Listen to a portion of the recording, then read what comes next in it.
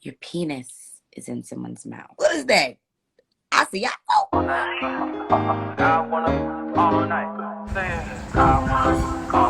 Hello, stranger. It's been a minute. Hey guys, welcome and welcome back to Ambi TV. This is Amber here, and in today's video, I'm gonna give 7 tips on how to be a top boss when it comes to cunnilingus. These are tips that I got from research and just living life. I hope you guys enjoyed the video. Please let me know in the comment sections what you think.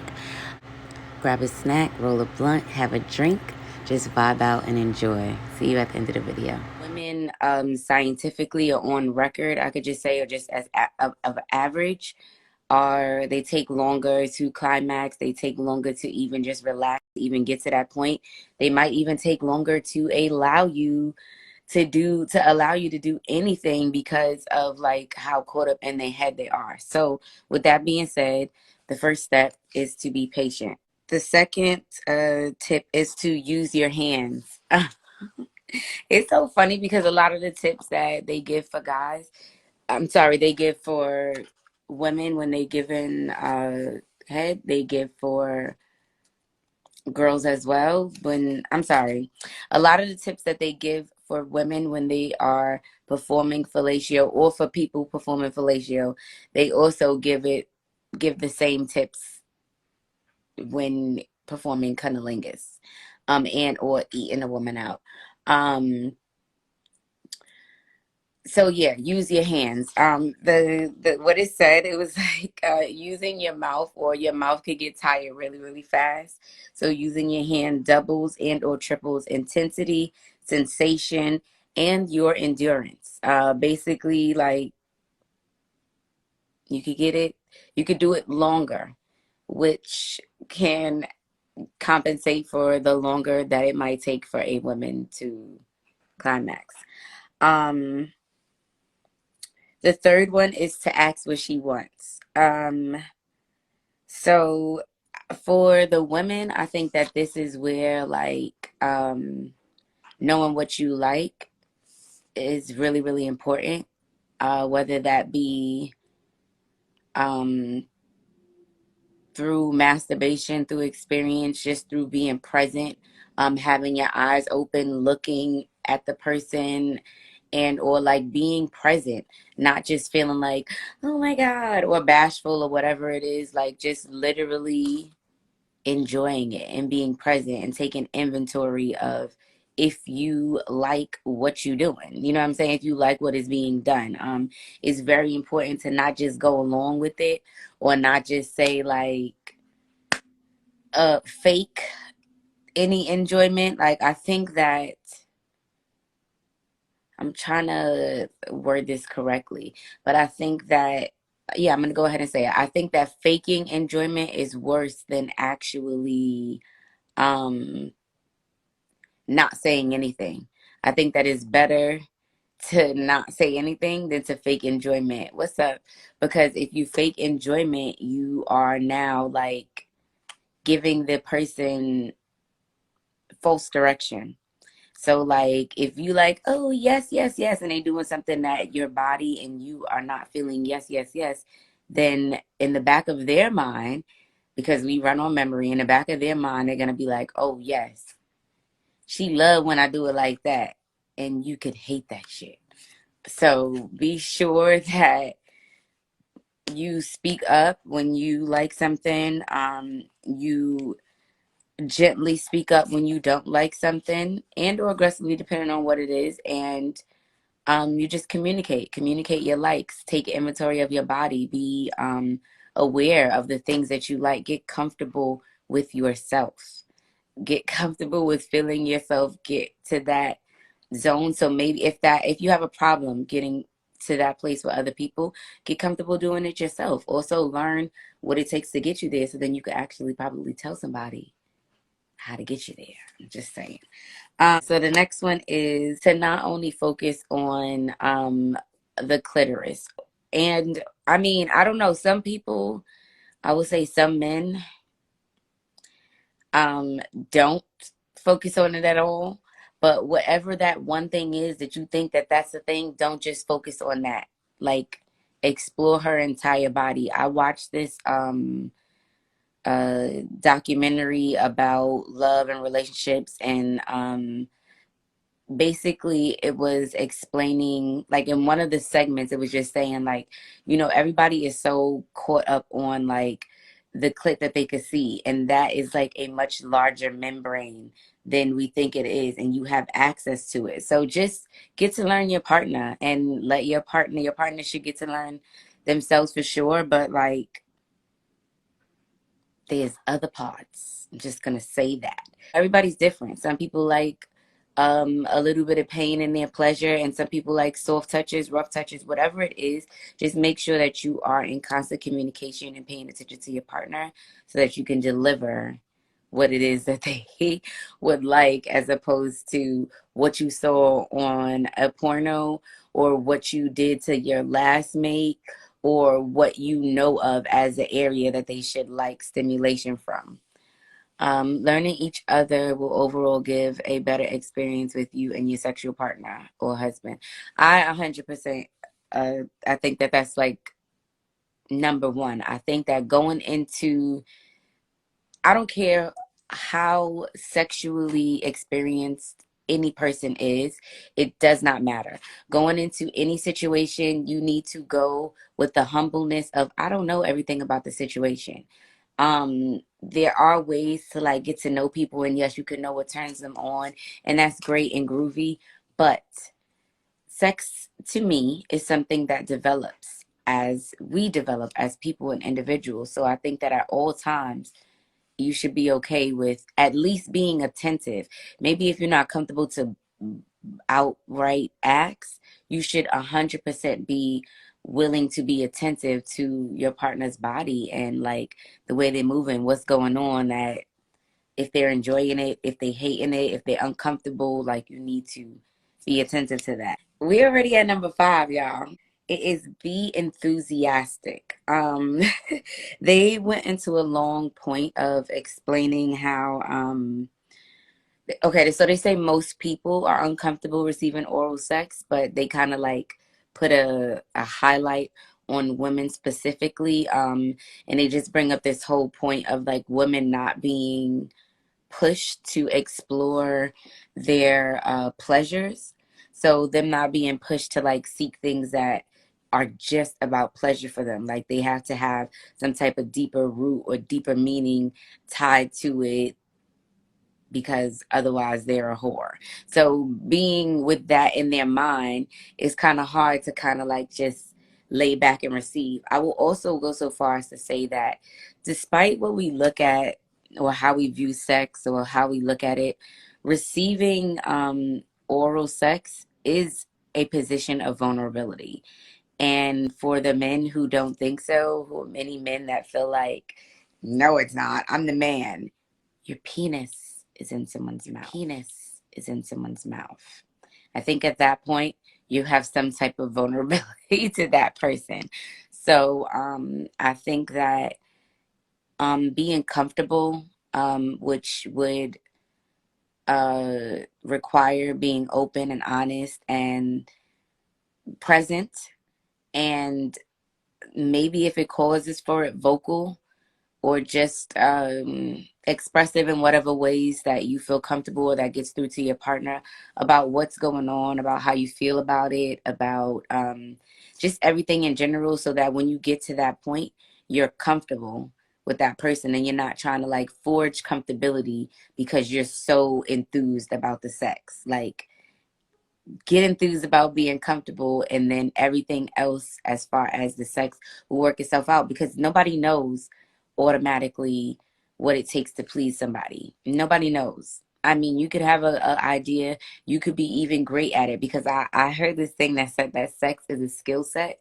So yeah, you could be great at sex, but that does not necessarily mean that you're going to do everything that that person likes. That person might not even know everything, and even if you're great at sex, you're great at sex right now, today, at 11:39 in 2002. The end of this year, you could be amazing at it. So don't limit yourself. Don't limit your partner. Don't limit any of the experiences. And ladies, I will say And here we're gonna talk about the root chakra. I would say do some root chakra work if you realize, and this is for men too, anybody, if you realize that you get into a lot of sexual situations or intimate situations and you automatically tense up, you feel uncomfortable, you don't feel comfortable in your skin at all, you're uncomfortable being naked, you want the lights off, you want like what do you call this? You want some type of hiding and or like quick getting through it, like you're not comfortable basking in your own sensuality, you're not comfortable allowing someone else to admire your sensuality or your beauty.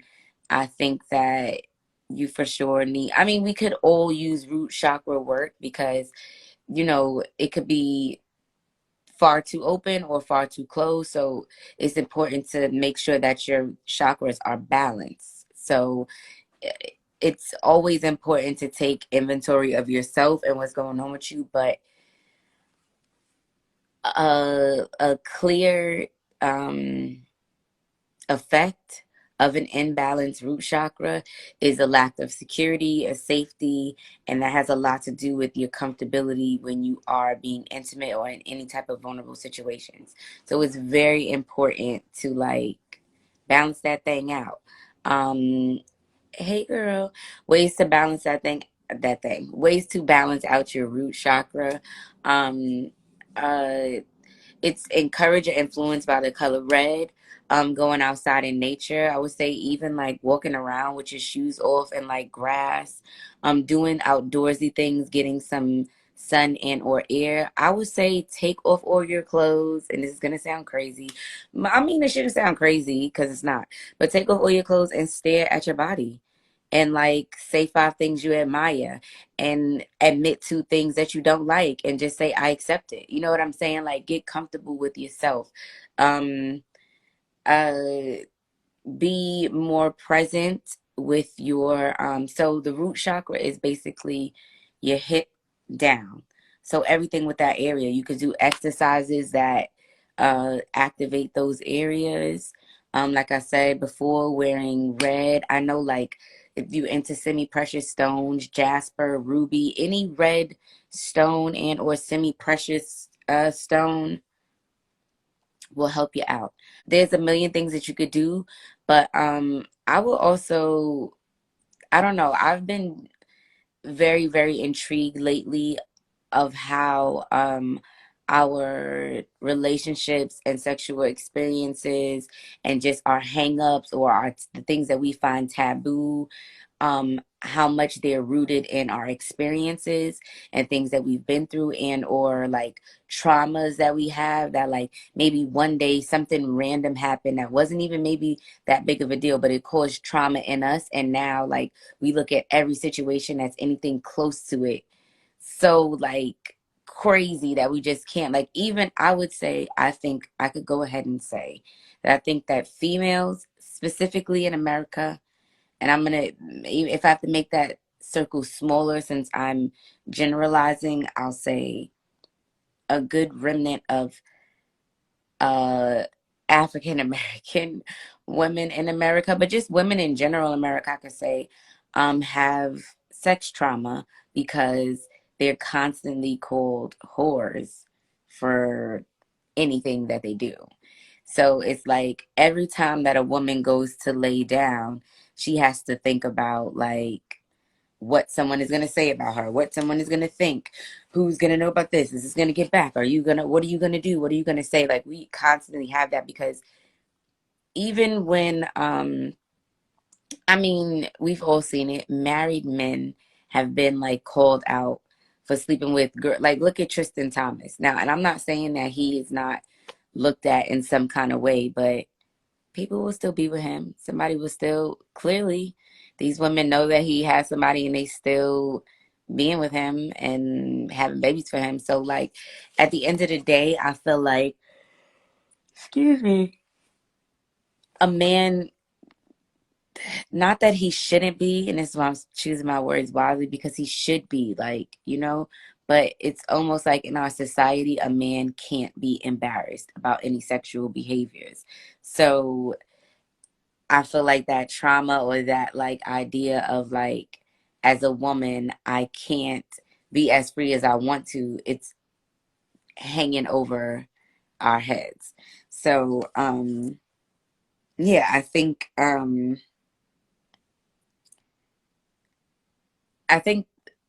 that it's important to I don't know, just find and center yourself as an individual, and then of course as just for a and that's for the women, like you know, like a man can't crawl inside your mind and make you comfortable with your body and or receiving pleasure. He can help you, he can assist you, but he can't make you feel that. So it is work that women have to do on their own.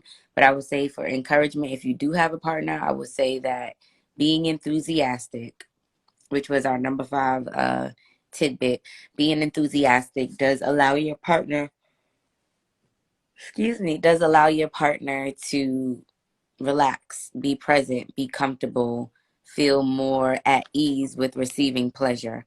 Number 6, you do not always have to stop at orgasm. Um, I'll just read you what it says. The clitoris can be very sensitive after orgasm, so don't dive back in for the big O right away. In the meantime, focus your attention on other less sensitive areas. Um, i.e., circling around the clit, nipple play, or licking the thigh, or whatever else you feel like doing at that time. Um, I know that men have a big hang up on the idea of like after orgasm, they need a recovery period. So, like, that might be a hang up thing. Like, they don't ever want to get a woman to orgasm, you know, like during foreplay because they, in their mind, like that's it. Or at least that's it for a little while. The thing is, with women, you don't really got to worry about that. With women, they can, it's like, how they say, the Energizer Bunny? It's like, it keeps going and going and going. So, like you said, there is sensitivity. There is like, uh, like don't kill her, don't rub her raw or whatever. But at the same time, there's other things that you can do to still keep her stimulated or to still like keep in the momentum of giving head, but not interrupting her enjoyment by like activating her sensitivity too much. I'm gonna read this thing now. I mentioned this before about the giving a woman pleasure, but I didn't read the quote, so I'm gonna read it. Giving into pleasure can be challenging for women. We're not taught to prioritize it.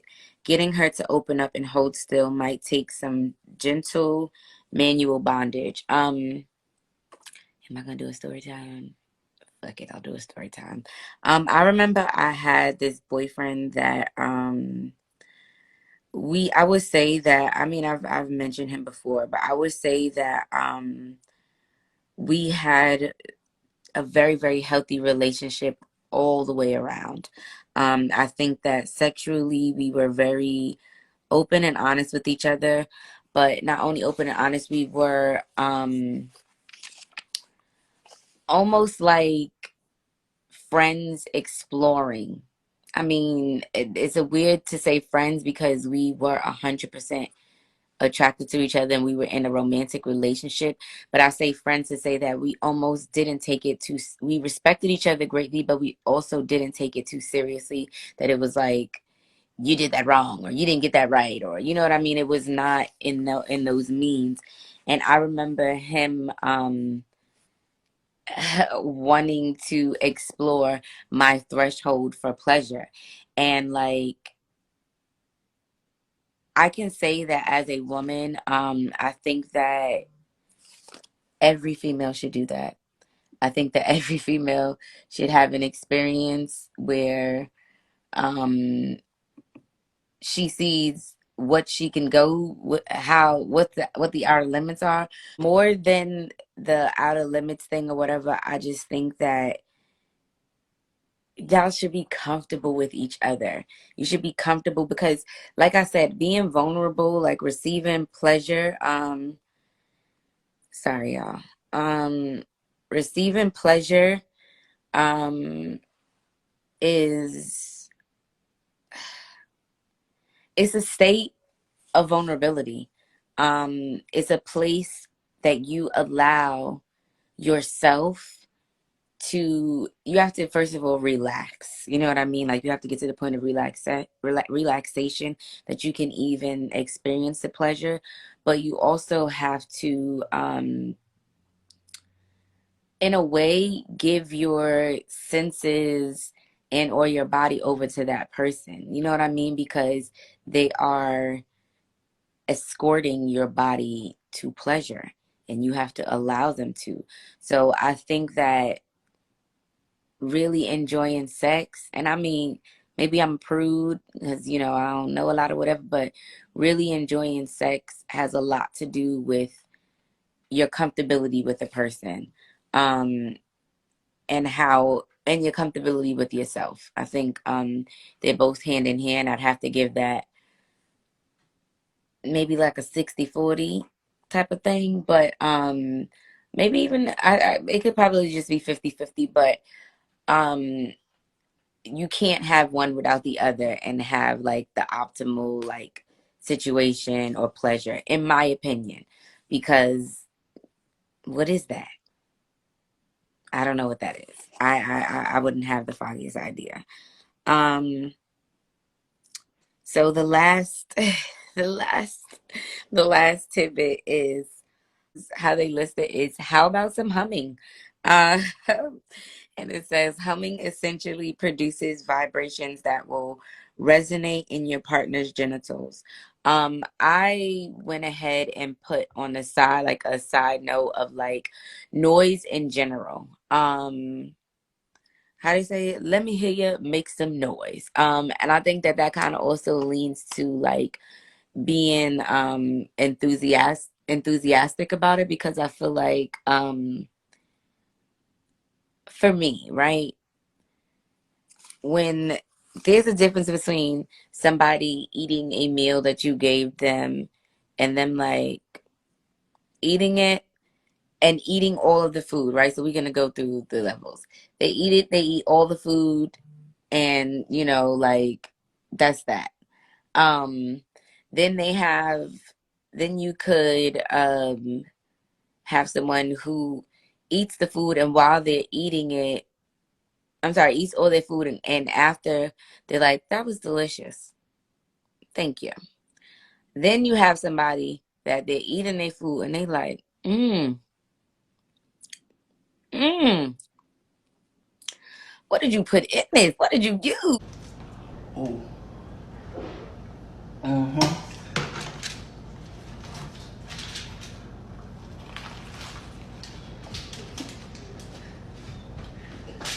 Oh my God. What did you do?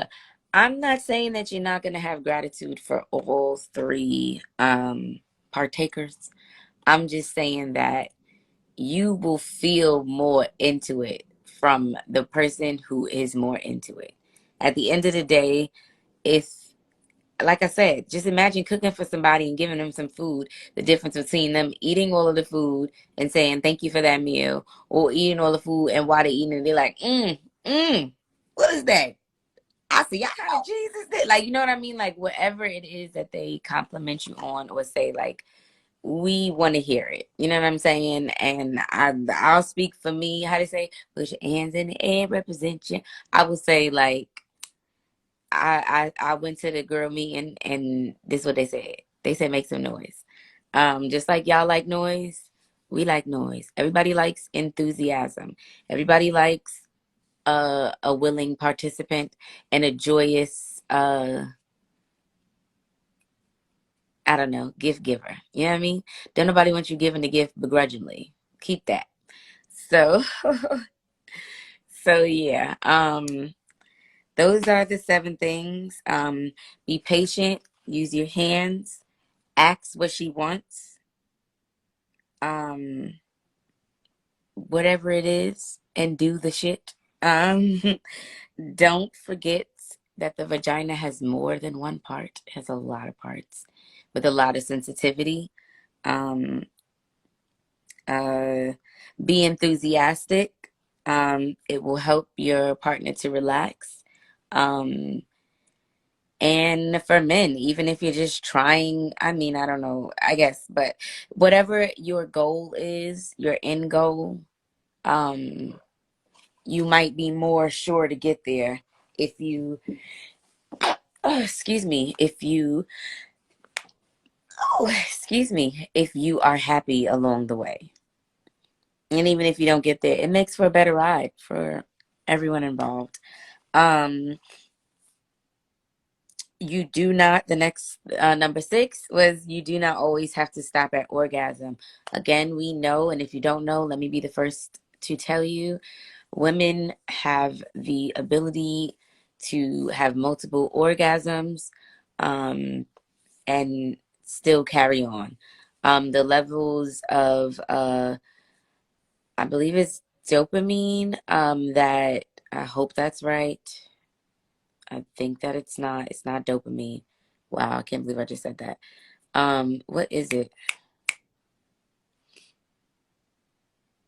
Oh my God, I can't think of it. It's the hormone that is released to give you pleasure after you have sex. I cannot think of it right now. But either way, um, anyway, sorry for not knowing the word, but that release for women is not the same as men. Ours is expounded over a longer period of time, whereas men's is more intense for a shorter period of time. So because of that, we can still have sex. Like we won't like fall asleep right away. Sometimes we can, but it's less likely for us. So when you are going down on a woman, sometimes every once in a while, go crazy, go crazy. See how many times you can get that thing done in an hour. You know what I'm saying? Like just I don't know, like have fun, be experimental, don't be rigid, don't think like um and also for the men that are unaware, don't feel like if she comes she's not going to want to have sex.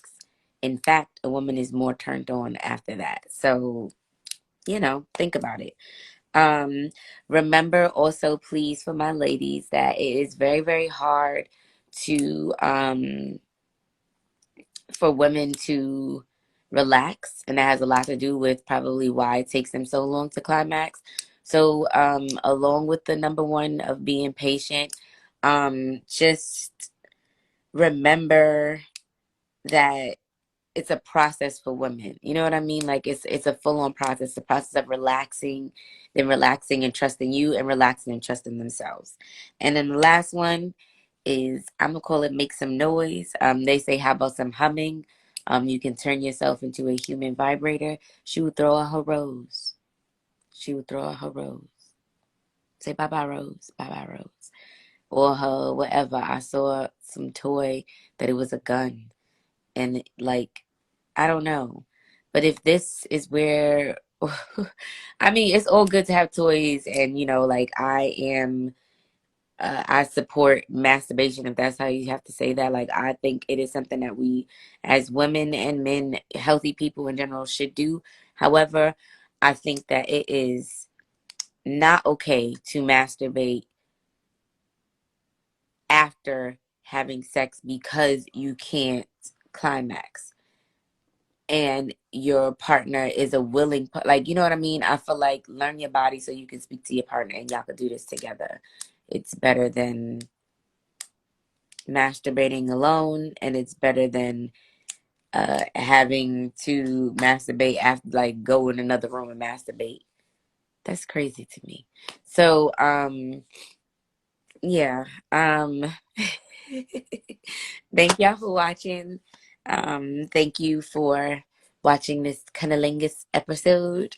I hope that you guys got something from it, whether it was a joke or a little bit of information or anything. Just hit me up in the comments. Let me know what y'all think about this topic. How did I do talking about it? Was that much or and also, ladies, if y'all want to drop down some comments to leave hints for the men, I think they might read it. I'm just saying. Um, yeah. So y'all have a good night. Y'all be blessed.